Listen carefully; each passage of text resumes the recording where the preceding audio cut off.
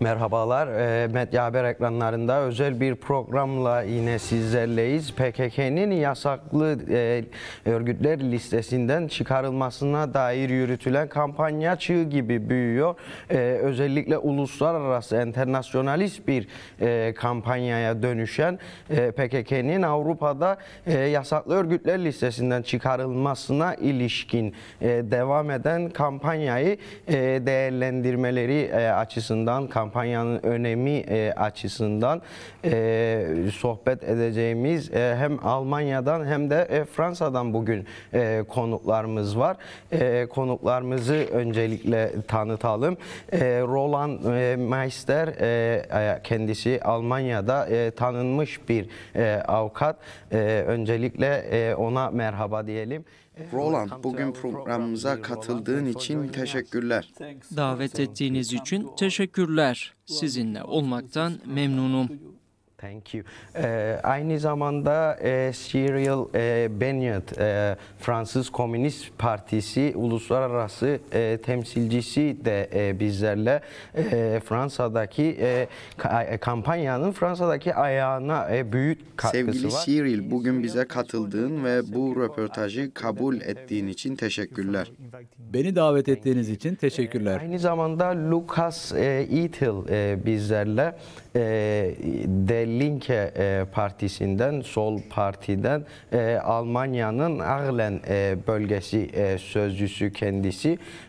Ona da merhaba diyelim. Lucas, programımıza katıldığın için teşekkürler. Thank you. Öncelikle Roland Meister ile başlayalım. Roland, öncelikle seninle başlayalım. Öncelikle politikacıların terörizm kavramına ve PKK'ya yaklaşımını konuşalım. Siz de bir hukukçu olarak iyi biliyorsunuz ki politikacılar yasa yapar ve değiştirir. Ancak politikacıların zihinleri kamuoyu baskısı ve talepleriyle değiştirilir. PKK'nın yasaklı listelerden çıkartılmasını siyasi gündemde acil bir konu haline gelmesi için mesajı yeterli sayıda kamuoyuna nasıl iletebiliriz? So that delisting becomes an urgent issue on the political agenda. Yeah, at all we have to see. Evet, her şeyden önce PKK'nın 1993'te neden yasaklandığını iyi anlamamız ve mesajı geniş bir kitleye anlatabilmeyi başarmamız gerekiyor. Bu tarihten sonra örneğin Almanya'da binlerce Kürt çok ağır baskılarla karşılaştı. Birçoğunun iltica başvuruları kabul edilmedi. Birçoğu da Türkiye'ye aslında işkence görmeye geri gönderildi. And this is a reality also now, after 28 years. In European Union, we have also this so-called blacklist, the anti-terror list, and also on this list is... Bu yaşanan gerçeklik ise son 28 yıldır devam ediyor. Avrupa Birliği'nde de oluşturulan bir kara liste var. Bu listeye terör listesi de deniliyor. PKK de bu listede yer alıyor. Bir diğer tarafta da Kürt halk lideri Sayın Abdullah Öcalan ağır bir tecrit altında tutuluyor. Çok iyi hatırlıyoruz ki Sayın Öcalan uluslararası bir komplo ile tutsak edilmiştir. Almanya ve bazı Avrupa ülkeleri de bu uluslararası komplonun bir parçası olmuşlardır. European Union countries. On the other side, we have these problems at all in the Middle East, and we have the Kurdish movement. Bir diğer tarafta ise Orta Doğu'da sonu gelmeyen büyük problemler var. Ayrıca bir de Kürt hareketi var. Kürt hareketi eşitlik ve özgürlük için mücadele ediyor. Kadın erkek eşitliği için mücadele veriyorlar. Ayrıca DAEŞ gibi faşizan zihniyetlere karşı da mücadele veriliyor. In this situation, nobody who is with international law, with human rights law, understand why the party who is responsible for the progress in this situation is banned in Germany and is on this anti-terror list. Kürt hareketi ayrıca faşist Türk devletine karşı da mücadele veriyor. Bu durumda hiç kimse aslında uluslararası yasaların ve örneğin Almanya'nın, Avrupa Birliği'nin ve ABD'nin neden Kürt halkının mücadele veren tarafını listelere aldığına anlam veremiyoruz.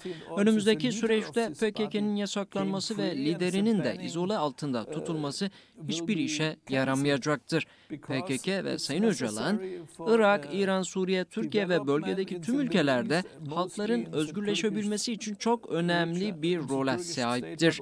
PKK'nın üzerindeki yasağın kaldırılması bu yüzden çok önemlidir. Yes, and so it's a real important actual question that this banning had to came to an end. Yes. Thank you. Dear Lucas. Teşekkürler. Lucas, seninle devam etmek istiyorum. Roland'ın da belirttiği gibi PKK'nin bölgede barışçıl bir çözüm için mücadele verdiğini görüyoruz. Neden hala PKK'nin yasaklı örgütler listesinde tutulduğunu düşünüyorsunuz? Bunun sebepleri sizce nedir? Organizations list. What's the reason for that? Özellikle Almanya'nın Türkiye ile tarihten gelen stratejik ortaklığını da hatırlatmak istiyorum. Türk devletinin de barışçıl bir çözüme karşı olduğunu da çok iyi biliyoruz. Kürt özgürlüğüne, Kürt hareketine karşı olduklarını da açıkça görüyoruz. Almanya ve Türkiye'nin uzun süredir devam eden stratejik ortaklığı sonucunda aslında PKK Almanya'da yasaklanmış olmasının bir sebep olarak söyleyebiliriz. PKK is banned in Germany. Bir diğer önemli neden ise Alman devletinin özgürlük mücadelesini veren sosyalist eşit haklar için çalışan hareketlere karşı her zaman bir karşıt duruşu olmasıdır. Bir tarafta Almanya-Türkiye ilişkileri, bir diğer tarafta ise Almanya'nın PKK karşıtlığı ve daha geniş ölçekte Kürt halkına karşı duruşunu iyi görmeliyiz. On the one side, this strategic partnership with Turkey, and on the other side, the German state and the German government is fundamentally opposed to the goals of the PKK and of the broader Kurdish movement. PKK'nin halen listelerde tutulmasının sebeplerini politik başlıklar olarak görmek mümkündür diyebiliriz. Bunu biraz daha geniş değerlendirebilir misiniz? Who's a terrorist and who's not a terrorist is obviously a Evet, kesinlikle haklısınız. Kimin terörist olduğu, kimin terörist olmadığına politik sebeplerle karar veriliyor. PKK haklı mücadelesinde savaş veriyor. Fakat Türk devleti ise tamamıyla yok etmeye yönelik düşmanca bir şekilde saldırıyor. Bu da bize gerçek teröristin kim olduğunu, aslında politik nedenlerle karar verildiğini açıkça gösteriyor. Kimin terörist, kimin gerçekten halk mücadelesi verdiğini görebiliyoruz. Alman devleti bu sorunda aslında Türk devletinin tarafını seçmiştir ve PKK'yi terör örgütü olarak etiketlemiştir. Bence kesinlikle bu politik bir sorundur. Thank you. Dear Cyril, Teşekkürler. Cyril, seninle devam edelim. Yakın zamanda PKK'nin Avrupa'da yasaklı örgütler listesinden çıkartılmasına ilişkin bir kampanya başlatıldı ve sen de bu kampanyanın imzacılarındansın. Bu kampanyaya ilişkin detayları senden dinleyelim. Sizce bu kampanyanın önemi nedir? What is the importance of that campaign? Well, I think the objective of the campaign is quite clear. It's starting from delisting the PKK. Kampanyanın amacı oldukça açıktır. PKK'nin sözde terör örgütleri listesinden çıkarılmasını hedefliyoruz. Bence bu barış ve demokrasi için çok önemli bir adım olacaktır. Not just only in Turkey, but also all neighboring countries and also Sadece Türkiye için değil, komşu ülkeleri ve Avrupa'daki demokrasi için de bu çok önemlidir. Çünkü diğer konunuzda belirttiği gibi demokratik bir organizasyonu, Kürt halkının temsiliyetini, gerçekten bölgede gerçek teröristlere karşı savaşanları yasaklamak akıl alır bir durum değildir.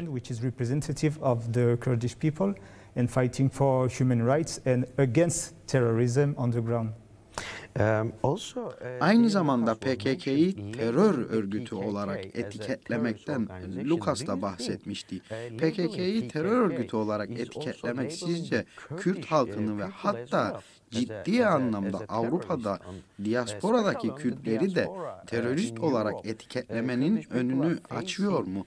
Kürt halkının Avrupa devletleri tarafından çok ağır politikalarla yüzleşmesini de görüyoruz. PKK'nın terör etiketlemesi sorununu nasıl değerlendireceksiniz? Well, I think the fact that they label PKK as terrorist allows for repression on any expression. PKK'yı terör örgütü olarak etiketlemek aslında Türk devletine karşı eleştirel yaklaşan tüm kesimleri terörist olarak etiketlenmesine neden oluyor. Örneğin bunu bizim ülkemizde Kürt temsilcilerin sınır dışı edilmesi ve Türkiye'ye gönderilmesiyle anlatabiliriz. Politik nedenlerden dolayı bu insanlar işkence gördükleri yere Türkiye'ye geri gönderiliyor. Fransa'nın Kürt halkına karşı tutumunu geçmişte de pratikte gördük. Örneğin 3 Kürt kadın aktivistin yaklaşık 10 yıl önce Fransa'da katledilişi halen bilinçli olarak aydınlatılmış değildir. Bence Fransa'nın bu tutumu Erdoğan ve Türkiye'nin politikalarını koruyucu, kollayıcı yöndedir. On this murder. So I think it serves as a cover-up and complicity to the policies of Erdogan in Turkey. Thank you. Dear Roland, also Teşekkürler. Sevgili Roland, Brüksel'de Belçika Yüksek Mahkemesi'nin PKK ile ilgili kararını da hatırlatalım. Bu karar diğer Avrupa ülkelerine örnek teşkil edebiliyor mu?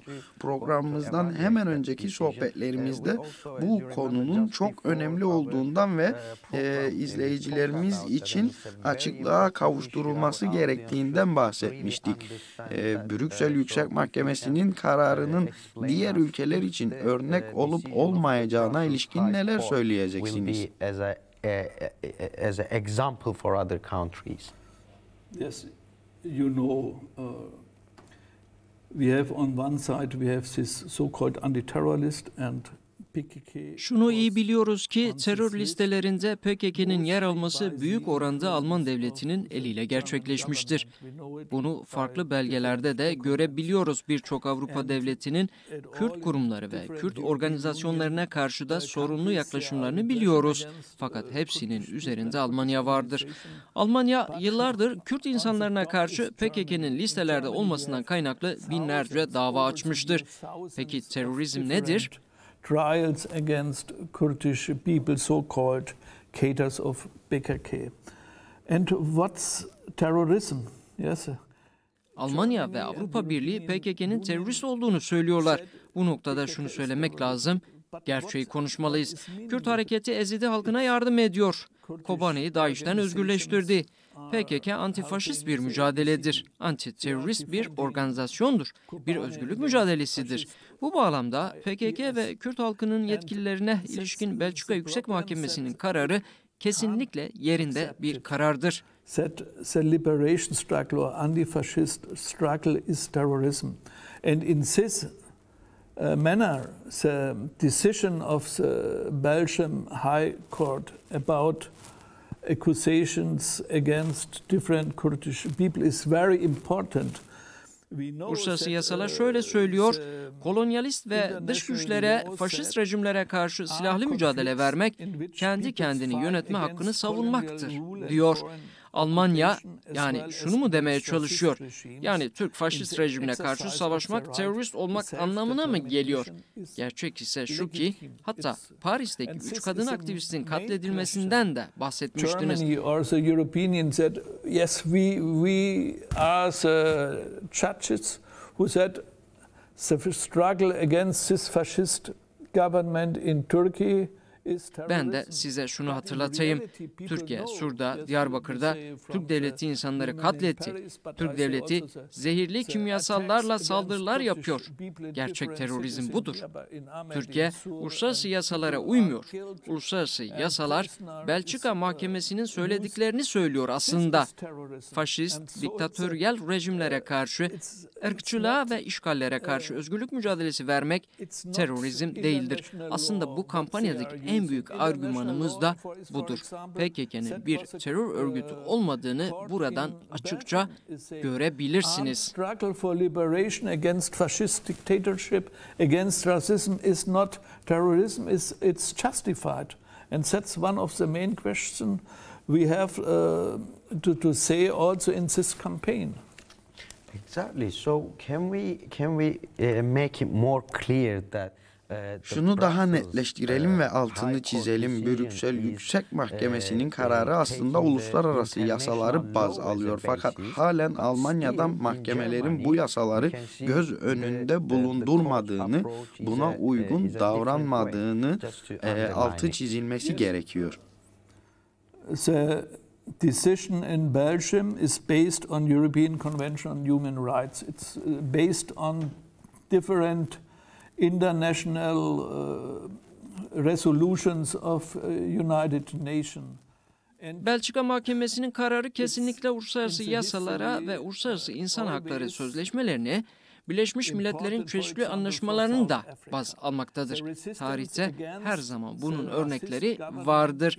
Örneğin Güney Afrika ırkçı hükümete karşı direnişi yasal bir direniş olmuştu. Fakat Kürt halkının direnişi, hatta faşist rejime karşı duran TKP-M'li Türk insanların mücadelesi ise terörize ediliyor. Almanya'nın mahkemelerdeki Kürt halkına ilişkin ve hatta TKP-ML'ye ilişkin davalarda ise bu uluslararası yasaları ve hatta Belçika Mahkemesi'nin kararını tercüme edip mahkemeye sunduğumuzda ise Alman mahkemeleri önceden alınmış kararları görmeyeceğini söylüyor. Yani aslında bu şu anlama geliyor: antifaşist mücadeleyi destekleyen, özgürlük mücadelesi veren hareketleri destekleyen uluslararası yasaları görmezden geliyorlar. Uluslararası insan haklarını da görmezden geliyorlar anlamına geliyor. Örneğin Kürtler Kobani'yi savunmuşlardı mesela. Bu PKK'nın açıkça bir terör örgütü olmadığını gösteriyor zaten. Açıkça bir özgürlük mücadelesi verdiğini gösteriyor. Almanya'da birçok davada birçok Kürt insanı oturum davaları bu yüzden olumsuz sonuçlanmıştı. Kobani'de insan hakları adına gerçek teröristlere karşı savaştıkları için bu insanlara oturum hakkı verilmemiştir örneğin. Bu kesinlikle kabul edilir bir durum değildir. Gelecekte de Kürt halkına sıkıntı çıkaracak bir durumdur. Bu kampanya sadece PKK'yı listeden çıkartmak için değil, aynı zamanda Kürt halkının da hak ettiği adaleti bulması açısından büyük önem taşımaktadır. And this can't accept it in future, and so the campaign is very important. It's not a campaign only for the Kurdish people, it's also a campaign for justice. So I think that's important. Thank you. Thanks for making this clear. It was very important to mention that, dear Lucas. Lucas, seninle sohbetimize devam edelim. Türkiye, Kürtlere yönelik muamelesinde giderek daha fazla baskıcı ve agresif hale geliyor. Bunun Türkiye'nin batılı müttefiklerinin Kürtleri nasıl gördüğüyle bir ilgisi olmalı. Hükümetlerimizi savundukları, iddia ettikleri insan hakları ve adalet değerleri lehinde hareket etmeleri adına utandırmak için ne yapabiliriz? Well, I think the old German government and the new German government Bence eski ve yeni Alman hükümetleri de sadece baskı altında kalınca harekete geçiyor, tepki gösteriyor. Alman şehirlerinde ve Fransız şehirlerinde yapılan protestolar, tüm dünyada Kürt özgürlük hareketiyle dayanışma amaçlı yapılan protestolar çok büyük önem taşımaktadır. Yıllardır protestolar devam ediyor. Bu baskıyı yükseltmek çok önemlidir. Bu baskıya hükümetlerimiz elbette cevap vermek zorunda kalacaklardır. Kürt özgürlük mücadelesini Almanya'daki mücadelemizle birleştirmeliyiz. Fransa'da da birleştirmeliyiz. Dünyanın her yerinde bunu yapabilmeli ve mücadeleyi güçlendirebilmeliyiz. Çünkü eğer Kürt feministler, Kürt aktivistler, Alman feministlerle, Fransız feministlerle ve daha fazlasıyla birleşir, dayanışmayı yükseltirse daha güçleniriz. Günün sonunda Avrupa hükümetleri bu oluşan güce bir cevap vermek zorunda kalacaktır. Türkiye'nin agresifliğiyle utanmasını sağlayacak yöntem aslında internasyonel dayanışmayı yükseltmektir. Avrupa'da faşist Türk devletine silah sağlamaktan utanç duyacaktır elbet. Birkaç yıl önce de Türk askerleri Rojava'ya saldırmıştı. Afrin'de Alman tankları saldırmıştı. Alman solu ise bu tankları üreten firmalara karşı büyük kampanyalar yürütmüşlerdi. Bu tarz eylemler silah firmaları üzerinde ve ayrıca silah satışlarının durdurulmasına yönelik de çok büyük adımlardır aslında. Hükümetimiz üzerinde PKK'nin yasağının kaldırılmasına ilişkin de baskı kuruyoruz. The left in Germany, we are making targeted campaigns against the weapons manufacturers who build these tanks. And I think all these are steps that are really important to put pressure on the companies who are developing these weapons to stop that. Hükümetimizden Türkiye'nin agresifliğini ve Türkiye'ye ekonomik desteğinin de kesilmesi için ciddi baskı uygulamaya çalışıyoruz. Bence az da olsa bir hareketlilik görüyoruz. Evet, halen PKK yasaklı olarak tutuluyor. Fakat eskiye göre çok büyük ilerlemeler kaydettik. Bu mücadeleyi yürütmek, büyütmek ve güçlendirmek için halen şansımız var ve gelecekte de başarıya ulaşma şansımız çok büyüktür. Dolayısıyla hükümetlerimize baskıyı artırmaya devam etmeliyiz. Actually, you bring the topic to a very important Aslında konumuzu çok önemli bir yere getirdiniz. Avrupa ve Türkiye arasındaki silah ticareti çok önemli bir konu. Almanya'daki Rheinmetall şirketi dünyadaki silah üreticisi ve ticaretini yapan en büyük firmalardan birisi. Ayrıca Türkiye'nin de en büyük silah tedarikçilerinden birisi. Alman hükümetinin PKK'ya karşı terörizm söylemini ekonomik çıkarları için de kullandığını söylemek mümkün müdür? So we can say that keeping PKK on the list is kind of they benefiting from this. Yes, of course.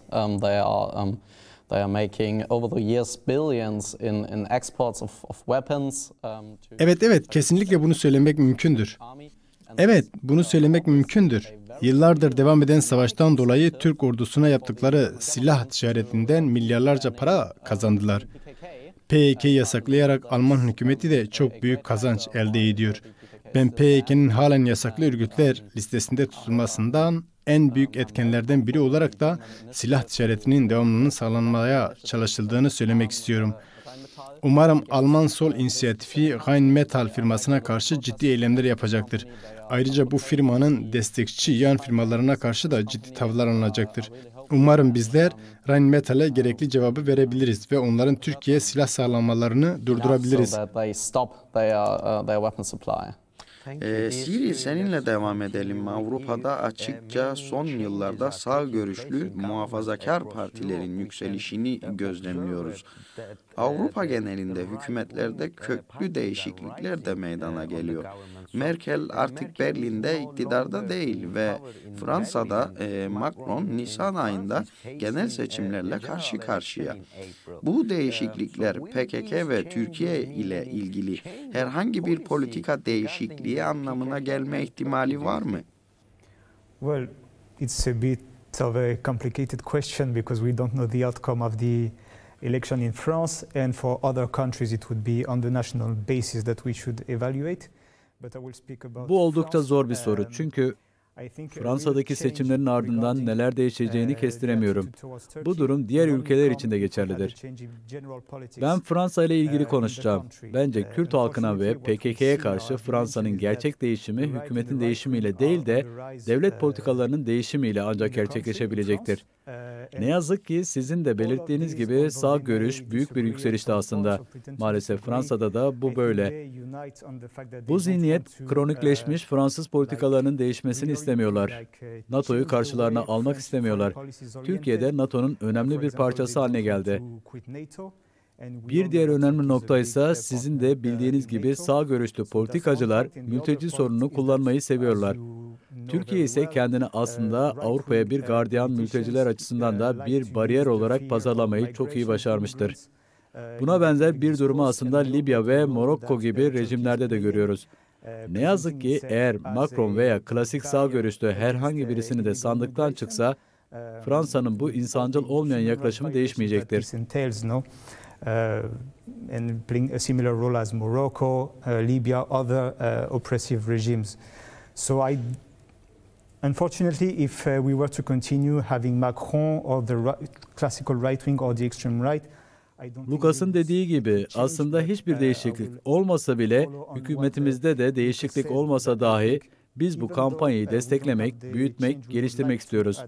Kürt halkının mücadelesine ortak olmak istiyoruz. Çünkü biz PKK'nın terörizmle etiketlenmesine karşıyız. Biz terörizmin gerçekten de ne olduğunu çok iyi biliyoruz. Örneğin Paris'te ve birçok başkentte de cihatçıları gördük. Gerçek teröristleri gördük. Bu gerçek teröristlere karşı savaşan ve bizleri koruyan da Kürt güçleridir.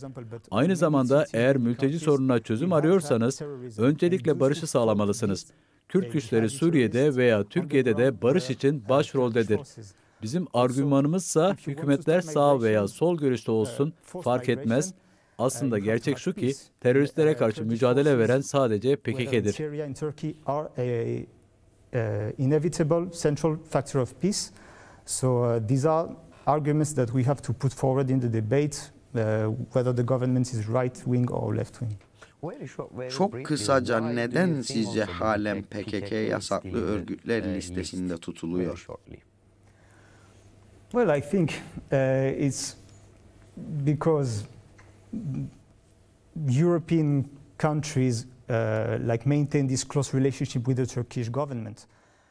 Özellikle Avrupa ülkelerinin Türkiye ile olan çıkar ilişkilerinin PKK'nın halen listelerde olmasına büyük bir etkisi olduğunu düşünüyorum.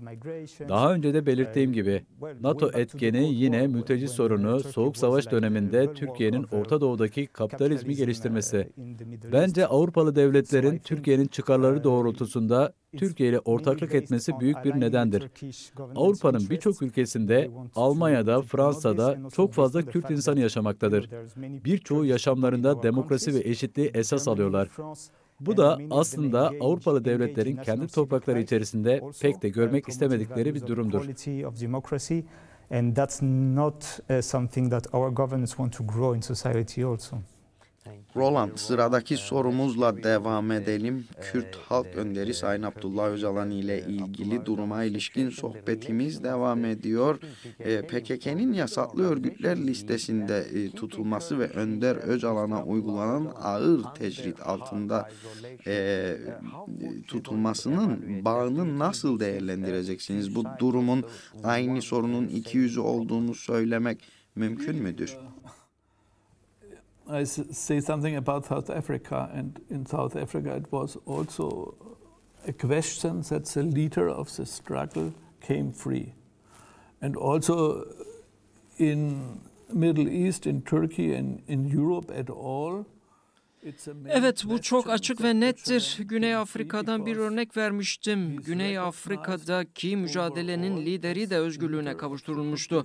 Orta Doğu, Türkiye ve tüm bölgedeki aslında tek sorun Öcalan'ın halen tutsak edilmesidir. Sayın Öcalan, Kürt halk özgürlük mücadelesinin tek lideri olarak kabul görmüştür. Kürt hareketi ve Kürt halkının tek lideridir. Öcalan'ın özgürlüğü şarttır. Öcalan ile görüşmeler kaçınılmazdır. Aslında Öcalan Brüksel'de konuşmalar yapıyor olabilirdi. Avrupa Birliği'ne hitap edebilirdi. Siz de diasporadaki Kürt halkından bahsetmiştiniz. Kurdish background, yes, it's a big part of the population, also in other European countries.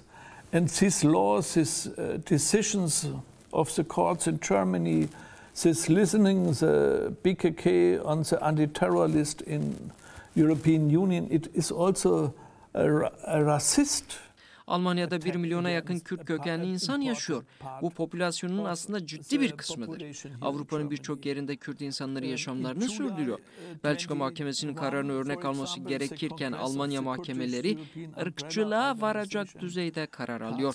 Örneğin Haziran 2021'de Avrupa Kürt Çatı Organizasyonu olan KCDK'yi, ki bu organizasyon tüm Avrupa ülkelerinde de aktiftir, Alman polisi ve hükümeti bu organizasyona PKK gözüyle bakıyor ve bu insanların insan haklarına saldırılıyor. Özgürce kendini ifade edebilmesine, organizasyon geliştirme hakkına saldırılıyor. Against fundamental human rights, the right for organization, the right to speak free, and Bunu sonlandırmak adına aslında çok ciddi şekilde Alman hükümeti üzerinde baskı kurulması şarttır. Sokaklarda protestolar düzenlenmelidir.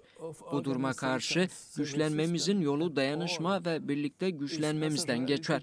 Ben Almanya'da Sosyal Demokrat Parti'nin ve Yeşillerin de PKK'nın yasaklanmasına payı olduğunu söylemek zorundayım. Diğer tüm Kürdistani kurumların da PKK olarak etiketlenmesinde de sorumludurlar. Devlet üzerindeki baskıyı arttırmalıyız. Avrupa Birliği ve Almanya'nın insancıl olmayan yaklaşımlarına karşı tüm yasal yolları denemeliyiz.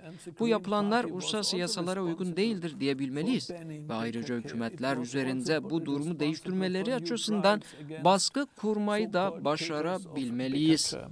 So we have to make pressure at all, and we have to use all legal possibilities to attack this illegal this decisions of European Union, and also mostly from Germany, say are not with international law. That we have to say, but at all we have to make also pressure against it.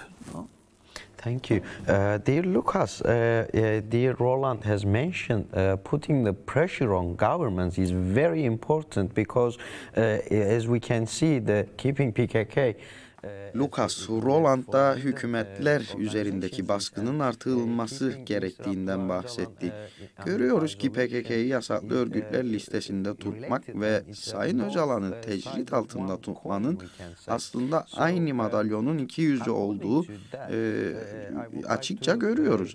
Bu bağlamda politikacılarla lobi çalışması yapmak, dilekçeler, protestoları, yazılar yazmak, konuşmalar yapmak yeterli olmadıysa PKK'nin listelerden çıkarılması için yapılması gereken başka bir adım var mı? Bring about the required changes. Can you suggest any other actions that can be taken to take off the PKK from the list? Well, I believe that the current strategy of the petition we are talking about and of protest. Bu konuda yürütülen imza kampanyası ve geniş çaplı kampanyalar gerçekten işe yarayacaktır diye düşünüyorum. Eğer gerçekten bu kampanya hedefine ulaşırsa bu devletler üzerinde büyük bir baskı yaratacaktır. İnanıyorum ki Almanya'da sosyal demokratların ve yeşillerin hükümette olmasının da aslında ciddi bir sorun olduğunu söyleyebiliriz. Sosyal demokratların ve yeşillerin Kürt halkına yönelik destek verme konusunda yeterli olmadıklarını açıkça görüyoruz. Çünkü bu partiler kendi hükümetlerini destekliyor ki bu hükümet de PKK'yı yasaklayan hükümettir. Bu aşmamız gereken ciddi bir sorundur. Almanya'da sol bir partinin başa gelmesi gerçekten mevcut durumu değiştirme açısından ve because they're supporting their government who is banning PKK, and so that's a problem we have to overcome. And I believe that obviously I believe Kürtler açısından büyük bir yardımı olacaktır. Fakat bu da yeterli olmayacaktır. İnanıyorum ki Kürt sorununu ve Kürt halk mücadelesini Almanya'da ilerici ve aydın tüm kesimlere çok iyi şekilde anlatmayı başarabilirsek, böylelikle hükümet üzerinde büyük bir baskı oluşturabiliriz. Örneğin Alman işçiler bir araya geldiği zaman Kürt halkıyla da yüksek bir dayanışma gösterebilmelidir. Eğer bu hareketleri birleştirmeyi başarabilirsek, Alman işçileri de bundan faydalanır. Kürt halkı da bundan faydalanır. Güçlerimizi birleştirebilirsek belki de yeterince güçlü olabiliriz. If we are able to connect these movements, these fights, then the German workers they benefit. And the Kurdish movement benefits. So if we join forces, we might be strong enough. Teşekkürler. Also mentioned that Cyril, Lucas'ın da belirttiği gibi PKK'nin mücadelesi Avrupa'da işçi sınıfına anlatabilmek çok önemlidir. Bunca yıllık kampanyalardan sonra PKK'nin listeden çıkarılmasına ne kadar yaklaştık? delisting the PKK from that list. Well, hopefully we will achieve that goal soon. However, I think, and that's one of the goals of labeling an organization terrorist, is that it excludes you Umarız ki en kısa sürede bu amacımıza ulaşacağız. Aslında terörist olarak etiketlenmek sizi demokratik zeminlerden uzaklaştırıyor. 11 Eylül 2001'den beri bu etiketlenme politikaları da ilerlemektedir. Hepimiz biliyoruz ki hala ilişkilere baktığımızda kendinizi anlatmak için yeni gittiğiniz yerlerde terörizm etiketlenmesi insanların aklında size yeterince tanımadıkları için ön yargılar oluşturuyor olabilir. Bu ön yargılara da sebep olan halen PKK'nın listelerde tutulmasıdır aslında. Bence çok uzun soluklu düşünmeliyiz. Ve öncelikle halkın içindeki bazı kesimlerin ön yargılarını kırmalıyız. PKK'nın terörist bir organizasyon olmadığını, insan hakları için, sivil halk için mücadele ettiğini, Orta Doğu'da ve Türkiye ile diğer ülkelerde de barış arayan tek güç olduğunu çok iyi anlatabilmeliyiz. Evet, bu zaman alıyor ama bu yöntem PKK'yi listelerden çıkarmanın en önemli yollarından biridir. İkinci olaraksa direkt olarak kendi hükümetlerimizi yaptıklarıyla yüzleştirmemiz gerekiyor. PKK'nın bir terör örgütü olduğunu söylüyorlarsa birkaç yıl öncesine kadar DAEŞ'e karşı mücadelede PKK'yı destekliyordunuz diyebilmemiz lazım. Neden böyle bir yaklaşım gösterdiklerini onlara sormalı ve onları bu sorunla yüzleştirmeliyiz. Bu yöntemlerle gerçekten PKK'nın listelerden çıkarılması amacına çok daha fazla yaklaşabiliriz. These double standards, and I think these are some tools we have to use to achieve the goal. Programımızda son bölüme girmeden önce eklemek istediğiniz başka bir şey var mı? PKK'nın yasaklı örgütler listesinden çıkarılmasına ilişkin yürütülen kampanyaya ilişkin son değerlendirmenizi de alalım.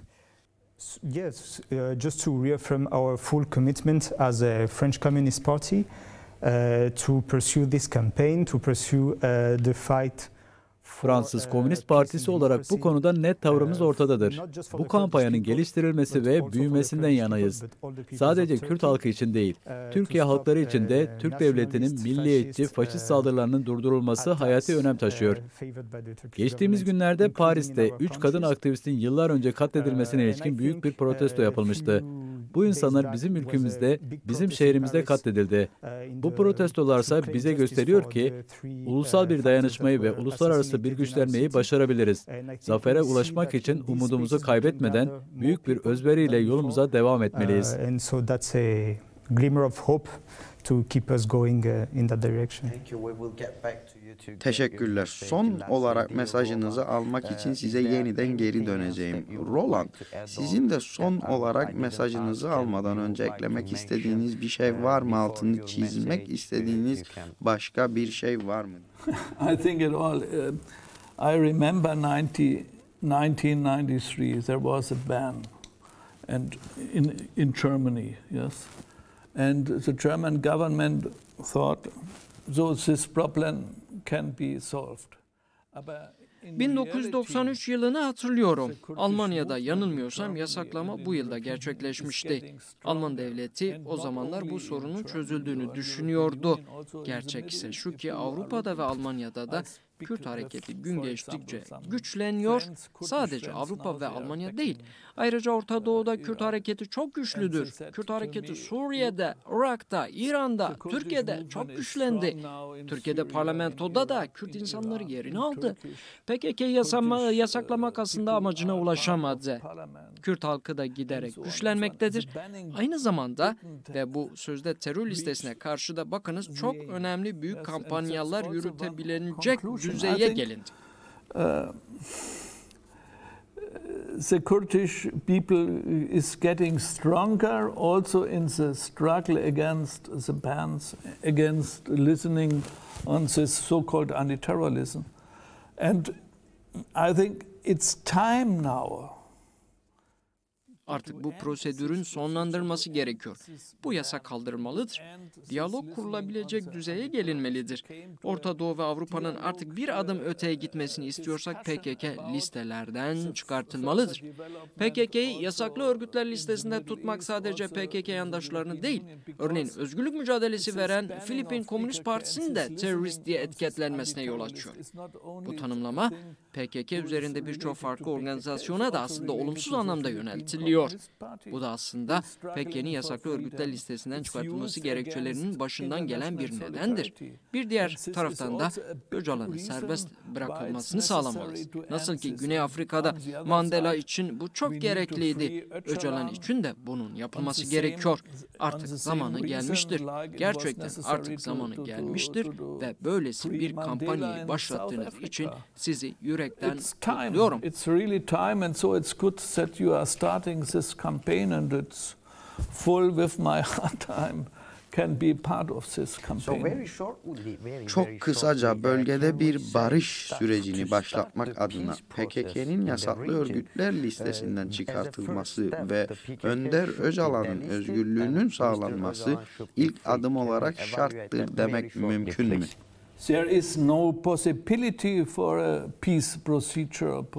Öcalan'ın özgürlüğü sağlanmadan PKK ve diğer Kürt organizasyonlarının da listelerden Avrupa ve Almanya'da çıkartılmadan bölgede herhangi bir barış sürecinden bahsetmek mümkün değildir. Bu çok açık ve nettir. Dear Lucas, Teşekkürler. Lucas, senin de son olarak mesajını almadan önce eklemek istediğin bir şey var mı? At least I believe to spread a bit of an optimistic message, at least in Germany public opinion is shifting. İnanıyorum ki Almanya Kürt halkının haklı mücadelesini anlayacak ve kabullenecektir. Kendi gözlemlerime de dayanarak söylüyorum. Almanya'da muhafazakarlar bile Kürt halk özgürlük mücadelesine karşı argümanlar geliştirmekten vazgeçmeye başlıyorlar. Daha fazla suni bir şekilde yaratabilecekleri argüman kalmamıştır.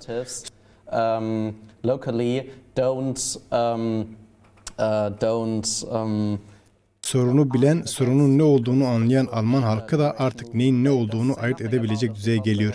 Bu yüzden umudumuzu yüksek tutmaya devam etmeliyiz. And the general public, if they know about the conflict, are, in my experience, overwhelmingly supportive of the Kurdish people, and that's why I'm optimistic. Teşekkürler. Son olarak PKK'nin listeden çıkartılması konusunda AB, BM ve ABD gibi uluslararası güçlere, kurumlara, enstitülere çağrınız nedir ve diasporadaki Kürt toplumu kampanyaya nasıl destek verebilir? Me and my party are calling for freedom for Mr. Öcalan and for the... Bizim partimiz Öcalan'ın özgürlüğünü ve PKK'nin yasaklar listesinden çıkartılmasını destekliyor ve istiyor. Avrupa haklarına açık ve net bir mesaj ile net bir taleple yaklaşıp bu imzaları toplamaya devam etmeliyiz. Hepimiz bu kampanyanın büyümesi ve gelişmesi için çaba göstermeliyiz. Hükümetlerimiz üzerinde ciddi baskı oluşturmalıyız ve böylelikle gerçekten çok ciddi kazanımlar elde edeceğimize eminim. Cyril, son olarak kısaca senin de mesajını alalım. My message is that we should keep on the track of international solidarity. Uluslararası dayanışmayı büyüterek devam ettirmeliyiz. Sizin de belirttiğiniz gibi PKK'nin yasaklı örgütler listelerinden çıkartılması Türkiye'de demokrasi için, özgürlükleri için, tüm bölgede bir barışın sağlanabilmesi için şarttır. Türkiye'de ve Avrupa'da demokrasi ve adalet için mücadele veren Kürt halkının da haklı mücadelesini güçlendirip sonuca götürmenin yolunu açacaktır. Roland, son olarak sizin de mesajınızı alalım. Siz de çok uzun yıllardır PKK'nin listelere alınma süreçlerini bir hukukçu olarak yakından takip ediyorsunuz. Diasporadaki Kürt halkına kampanyayı desteklemesi açısından ayrıca uluslararası enstitülere ve Avrupa Birliği, ABD gibi güçlere PKK'yi yasaklı örgütler listesinden çıkartılması adına çağrınız nedir? I think it's time to lift the PKK ban and all other repressions and sanctions. Artık zamanı gelmiştir. PKK üzerindeki yasak kaldırılmalıdır. Bu adım Kürt özgürlük mücadelesi ve tüm dünyadaki özgürlük mücadelesi adına büyük bir adım olacaktır. Tüm dünya büyük ve derin bir ekonomik krizin içerisindedir. Bir korona kaosu yaşanmaktadır. Rojava'daki gelişimi ve değişimi de görme zamanı gelmiştir. Rojava'daki gelişmeler aslında özgürlük mücadelesinde kazanılan zaferlerin somutlaşmış halidir. Bu umuda ışıktır. Bu yaşananlara bakarak dahi PKK'nın üzerindeki yasağın kaldırılmasının şart olduğunu görebilirsiniz. Ayrıca ben şunu da söylemek istiyorum. Özellikle Almanya'da da Kürt ve Türk solcularına yönelik baskı ve zulmün de son bulması gerektiğini vurgulamak istiyorum. In Germany especially, there had to be an end of these trials against Turkish and Kurdish freedom fighters. As they had, it's necessary they came free and they had to be. Birçok devrimci haksız yere çok uzun süre tutsak ediliyor. Örneğin TKP'li Müslüm Elma 6 yıl 8 ay hapis cezası aldı son olarak. Sebep ise sadece komünist olmasıdır ve Türk devletinin Kürt halkına yönelik zulmünü kabul etmemesidir. Hep birlikte çalışmalıyız, hep birlikte mücadele etmeliyiz. Barış ve özgürlük mücadelesi adına Öcalan'ın özgürlüğünü sağlamak için aralıksız olarak çalışmalıyız. To end this banning, to listening and to bring Öcalan in freedom and to make a big step forward in the struggle for peace and freedom. Almanya'dan avukat Roland Meister, bugün bize katıldığınız için teşekkürler. Fransız Komünist Partisi Uluslararası Sözcüsü Cyril Beignot teşekkürler ve Lukas Itil Die Linke Aachen bölgesi temsilcisi programımıza katıldığınız için ve değerli yorumlarınız için teşekkürler. Evet, değerli Medya Haber izleyicileri, bugün yine özel bir programda PKK'nin Avrupa'da yasaklı örgütler listesinden çıkarılmasına dair çığ gibi büyüyen kampanyayı konuştuk. Enternasyonalist bir kampanya, uluslararası bir kampanyaya dönüştü. Giderek büyüyor kampanyanın önemi. Yine Kürt halk önderi Sayın Abdullah Öcalan'la PKK'nin Abdullah Öcalan'a uygulanan tecrit ve PKK'nin listede tutulmasının ilişkisini de konuştuk. Roland Meister Almanya'dan avukat bizlerle oldu. Cyril Beignot Fransız Komünist Partisi'nin uluslararası sözcüsü ve Lukas Itil Die Linke Partisi'nden bir sözcü olarak bize katıldı. Teşekkürler.